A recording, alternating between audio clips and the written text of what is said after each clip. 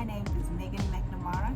Thank you for joining me for our next segment on. I am recording from my office today, so please mind the aircon in the background. It is a bit loud, but I hope that you will be able to hear me. Please like, subscribe, and share this content. I hope you will learn something today. Today we're going to discuss medical aid terms. So you know me and the ABCs of investments. We're going to be doing the ABCs of medical aid.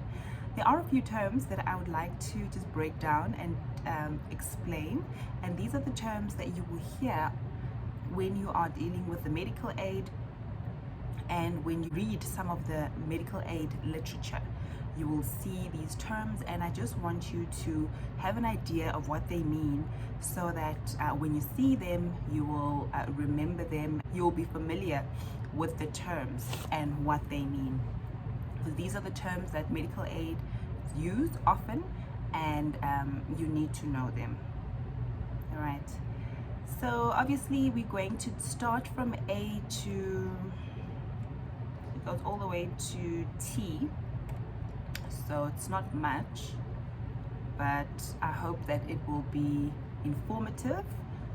So in the description below, I will have the definitions and the explanation of these terms so that you'll be able to just read up on it. And then I will put a link on where I got these terms, and you can do some further reading for yourself, right? So our first term that we'll discuss is an agreed tariff.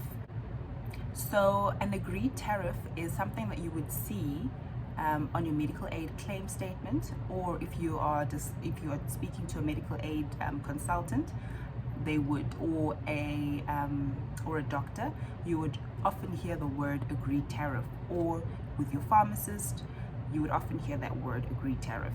So what is an agreed tariff? It is a set rate negotiated between the medical aid scheme and the service provider. Service provider being the doctor, service provider being the pharmacist or the specialist. The scheme usually pays this directly to the GPs, specialists, pharmacists, or hospitals. Okay, so basically it's an agreed amount that they say. Remember in my previous video when I did the overview, I said that for a specific procedure, everybody will agree that for a knee op it will cost 100 Rand. Okay, that is our agreed tariff. And so if your scheme pays the agreed tariff, that means that they will pay up to 100 Rand for the knee operation. If only knee operations were 100 Rand. Wouldn't that be fabulous? Our next term would be associated network options. Okay, so if you watched my previous video, I did touch on network options. Okay, these are medical aid options or plans for which a network of healthcare practitioners provide services at an agreed tariff. Okay, so you would then, if you're on a Delta network, or if you're on a Kike network, or if you're on the coastal plan, you would then go to doctors or pharmacies within that network. There is a list on each medical aid platform that gives you a list of these network specialists, network doctors, network hospitals. If you go to any of those hospitals and you're on a plan that covers in that network, you are guaranteed no co-payments, and you're guaranteed that medical aid will pay in full because you're using a service provider that charges the agreed tariff. Okay, remember we discussed agreed tariff just a few minutes ago. Then our next term here that we will discuss is alternate healthcare providers. What are alternate healthcare providers? These are complementary healthcare professionals such as dieticians, hypnotherapists, acupuncturists, and nutritionists. And what we can also add to this list are homeopathic doctors. Okay, doctors that use alternative medicine, more of the natural medicine. All right, so these are also alternate care providers. Also make sure that your plan does cover for these providers. Then our next term would be benefits. What is a benefit? It's self-explanatory. It's a healthcare service or procedures or medicines covered by your monthly contribution. The benefits you'll receive depend on the type of medical aid plan, option you choose. Okay, so basically that's what it is. Then you get branded medication. I would also say the original, okay, because later on we're going to discuss generic. Generic would be a derivative of the original. So these are branded medications from your, top pharmaceutical companies, the original meds. And these are patent protected medicines with registered trade names. Okay, so these are branded medication. They are more expensive than generic medication. Our next term would be chronic condition. What is a chronic condition? It is a long-lasting illness or disease that typically requires ongoing treatment and care. Often a condition is called chronic if it lasts more than 3 months. Then we get our chronic disease list. It's a list of 27 chronic conditions that are automatically eligible for state-sanctioned prescribed minimum benefits and are covered by all medical aid schemes in South Africa. And there's a separate benefit for this. So this, the payment for the chronic meds does not come from your savings. It is paid by the medical aid itself. Okay, if your disease is listed in the list of the 27 conditions, then you're guaranteed that your chronic will be covered, your chronic medication will be covered. Then you get comprehensive cover. What is comprehensive cover? It's a medical aid option that offers both in-hospital and day-to-day benefits. So that would be your, it wouldn't be like a core plan, it would be a plan that has a savings portion. If you're on a new generation medical aid, a comprehensive cover would have savings portion, and it would also have the hospitalization portion. Then our next term here would be co-payment. What is a co-payment? It's a portion or a percentage of healthcare costs that are not covered by the medical scheme and for which the member is personally liable. When would co-payments kick in? That would kick in if the medication that you're taking is probably not part of your PMB, in your prescribed minimum benefits, and it's not chronic, but is a medication that, like a supplement. So it's not a prescribed medication, but it's an over-the-counter that you're just taking to supplement. Some medical aids don't cover vitamins and supplements. Then they would cover just a portion of that. Then you would need to cover the balance of that. So that's a co-payment. Co-payments will also kick in if you are on a network option. Remember, network options are cheaper than comprehensive cover options.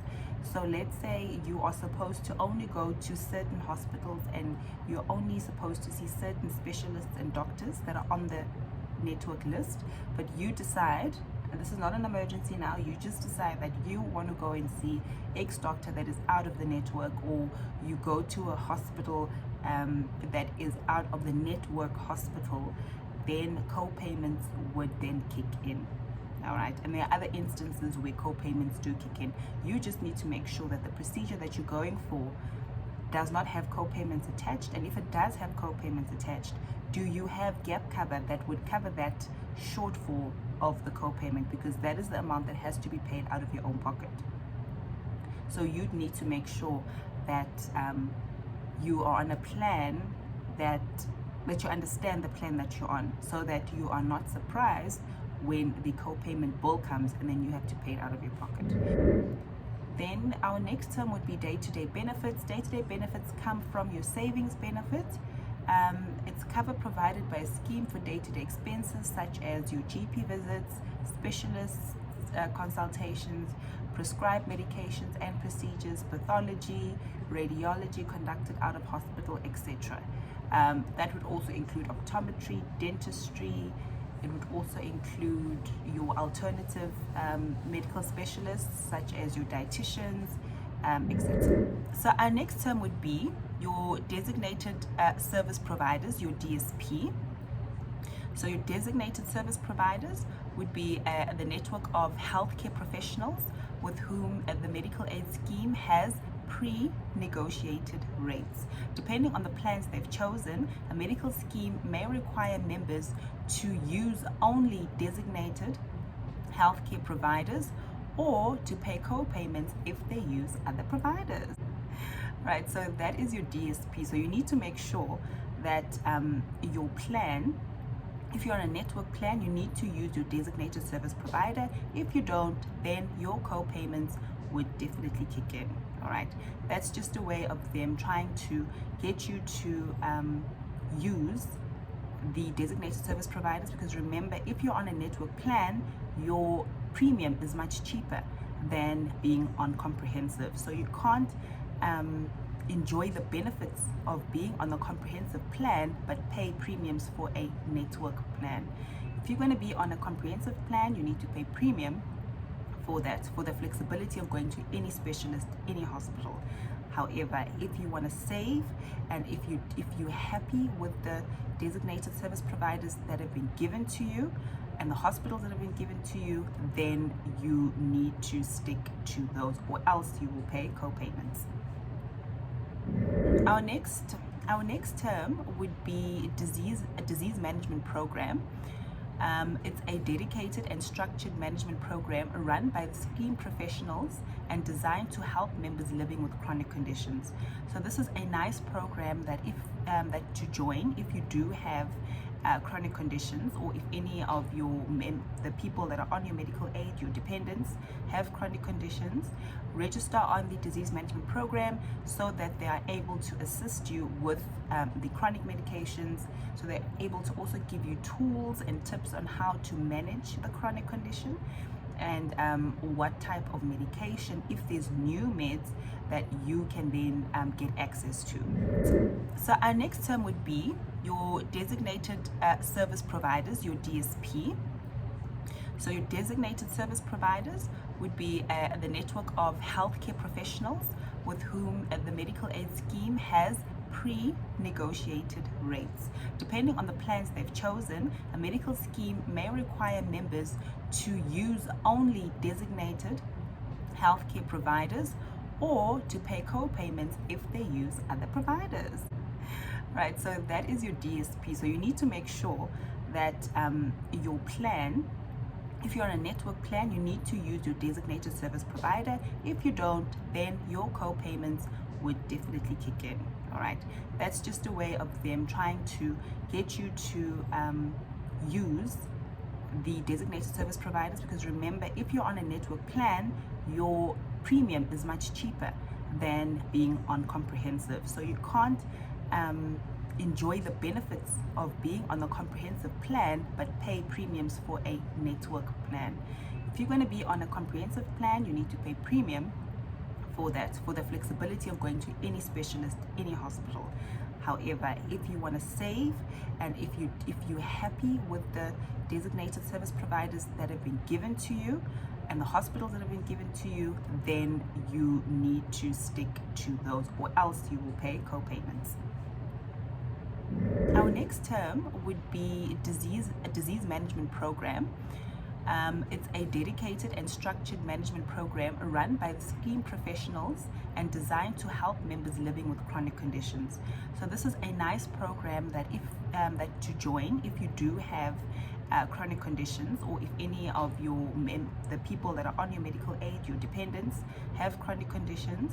Register on the disease management program so that they are able to assist you with the chronic medications, so they're able to also give you tools and tips on how to manage the chronic condition, and what type of medication, if there's new meds that you can then get access to.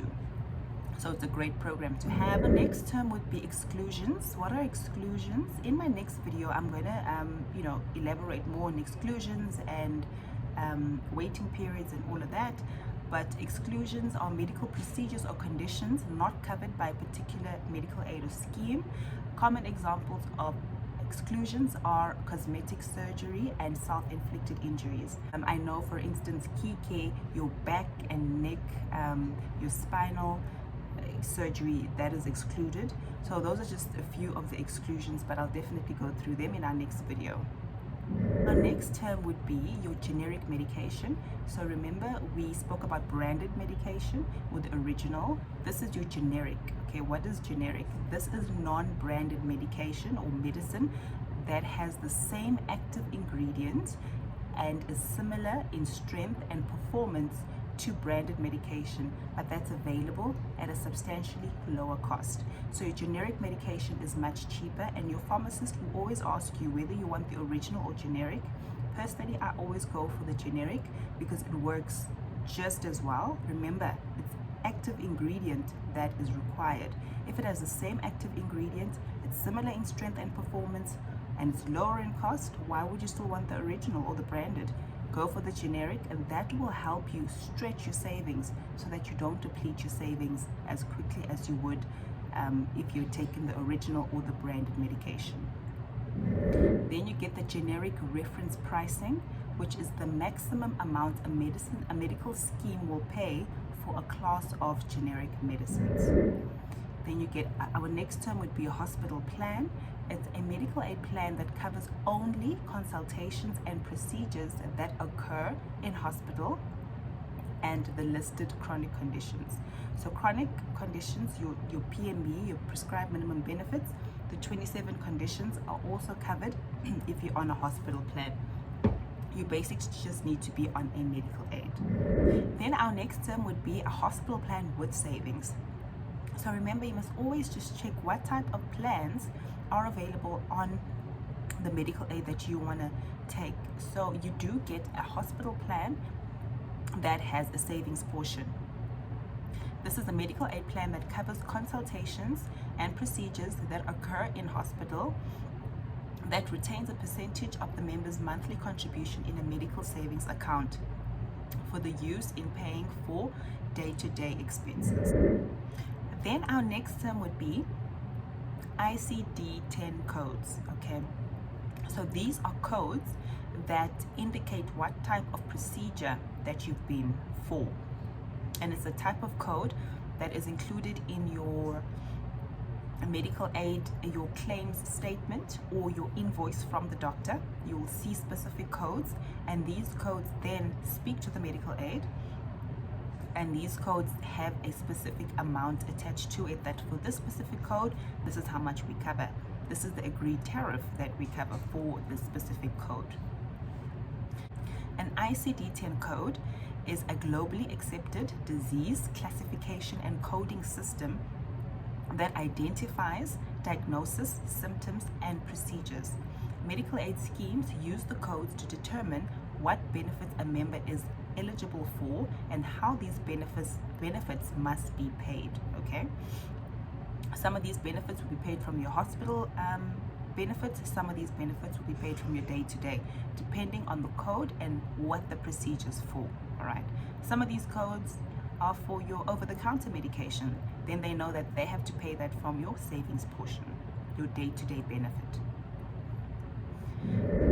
Then our next term would be your income-based plan, and I've explained this before. This is your low-cost medical aid for which contributions are based on the member's monthly income. Okay, then you get your medical savings account, which I've spoken about extensively. This is a savings account provided by the medical scheme and funded by a percentage of the member's contribution. In some plans, 15% of your contribution is allocated to savings, and in other plans, 25% of your contribution is allocated to your savings. Then these funds are used for day-to-day medical expenses. All right. Our next term would be your National Health Reference Price List. Okay, this is just basically a baseline of tariffs designed by the Council of Medical Schemes. Right, it serves as a rates guideline, so it gives guideline to how to charge for specific procedures. Let's go back to my example. A knee operation costs 100 Rand. And this would be determined by the National Health Reference Price List. Okay, so it's a guideline for healthcare practitioners and medical schemes. Okay, and then they would use the ICD-10 code to code this procedure, and that's what will then determine where it's paid from. Okay, if it's a knee op, it obviously wouldn't be paid from savings, it would be paid from your hospital benefit. Our next term would be network options, also known as your capitation plans, your medical aid options that cover costs only for healthcare services provided by your designated service providers. Members who consult other healthcare professionals are typically liable for co-payments. All right, so network specialists, network doctors, out of the network, co-payments. And we've discussed this one as well. Our next term would be your prescribed minimum benefits, your PMBs, the minimum benefits that a medical aid scheme are legally required to cover for a set of approximately 270 listed medical conditions as outlined by the Medical Schemes Act. Our next term would be self-payment gap. This is a gap in cover when funds in a member savings account are depleted, but the annual threshold has not been reached. So your annual threshold for, let's say, day-to-day could be 100,000 Rand, okay? And whatever the savings gives you is probably up to, let's say, 60,000 Rand, depending on what plan you're on, right? So if you deplete your savings, let's say within 3 months, the whole 60,000 is finished, then you get into your self-payment gap, right? I know my figures are quite inflated, it's not really this high, but just for an example purposes, you would then need to pay in up until you get to 100,000 Rand. Once you get to 100,000 Rand, which is your threshold, then the medical aid will then kick in and pay your day-to-day benefits up until the end of the year, and then your medical aid starts again where they're giving you savings. So that would be your self-payment gap that you would need to pay in from your own pocket. You'd need to take responsibility because you've depleted the savings before the year had ended. Because remember, savings is given to you pro rata, all right? They give you times 12 in January. So they don't give you 500 Rand every month for savings. They give you whatever, 6,000 Rand for the whole year. They give it to you in January, so you have to manage your savings. Okay, so just imagine like your savings is your savings bank account, but it's only for medical aid. So if you're going to deplete it much quicker and you're on a plan that has the above threshold benefit, then you're going to enter into a self-payment gap until you get to that threshold, and then the medical aid will kick in and continue paying your day-to-day benefits up until the end of the year. Scheme rate is also almost similar to your tariff rate. Your scheme rate is a defined rate at which the medical scheme pays service providers. If the charged tariff exceeds the scheme rates, co-payments apply. Okay, so as I explained in my previous video, please go back and watch it. I know it's long, but there's a lot of information there, a lot of examples I've given. So what this means basically is, if let's say back to my knee op that costs 100 Rand, if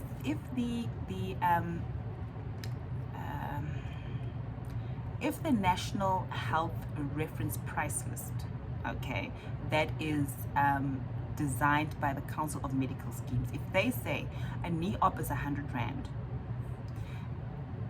then you decide to go to a specialist that charges 500 Rand for a knee operation because they're the best, they use the latest technology and they're allowed to do that, okay?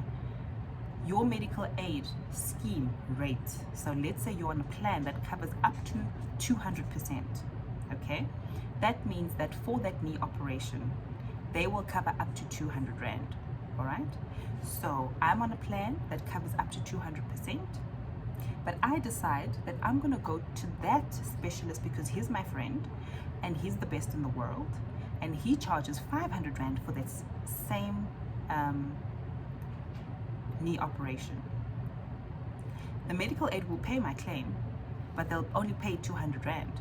The 300 Rand I will need to pay the specialist myself. So I will need to pay the difference, which is 300 Rand, and I'll need to pay that as a co-payment because the procedure has exceeded the scheme rate. Okay, so that's basically how it works. Then our next term would be sublimit. It is a defined limit that applies over and above the overall limit in a particular benefit. So when you look at the different benefits, always see there is a sublimit, and that is what this is. Okay, you always look at your sublimits. How much are they going to cover for, let's say, cancer? How much do they cover for diabetes? Up to sublimits. Always read the fine print of your medical aid. Okay. And in some instances, when you are over the sublimit, you get products like gap cover that then would kick in to cover. So let's say for cancer, for instance, they would pay up to 1 million Rand if you are you're covered up to 1 million Rand. But this is not now cash coming to you. This is whatever procedures you need to go for up to 1 million Rand, hospitalization, whatever the case may be, and you reach that limit. then they say, okay, you have literally exceeded the limit and you've exceeded the sublimit. Then you'd need to use your gap cover policy that then would supplement what over and above that you need. So that's why you would need gap cover. In my next video, I'll definitely break down gap cover and how that works. Then we get our last term would be threshold. What is a threshold? Certain medical aid plans require members to pay for day-to-day expenses from a medical savings account or their own pockets up to a specified amount known as a threshold. Once the limit has been reached, the medical scheme pays for any further claims up to a prescribed amount. Okay, so that's what we discussed previously when we spoke about our self-payment gap. Do your research when it comes to medical aid. Medical aid isn't that complicated. It's quite simple, it's quite straightforward, only if you do your research. But if you want to learn something, you yourself will have to read up on it and understand the terms. And the only way to actually know what you're doing is to either have a financial planner that will help you, a financial planner who is accredited to sell medical aid, or just picking up the phone and calling the medical aid that you're interested in, or calling different medical aids and getting their perspectives and asking questions. They're there to help you, they're there to guide you. It's not as daunting as it seems, and it might not even be as expensive as you think if you do your research. But it's really important to consider medical aid for yourself and for your family. If you have anything meaningful to add to this discussion, please comment down below. I'd love to interact with you. Thanks once again for joining me. Please like, subscribe, and share this content so that others around us can learn and make informed decisions for themselves. Remember, this channel is about consumer education. I'm not giving advice. Joining me. I'll see you in the next one. Take care and God bless.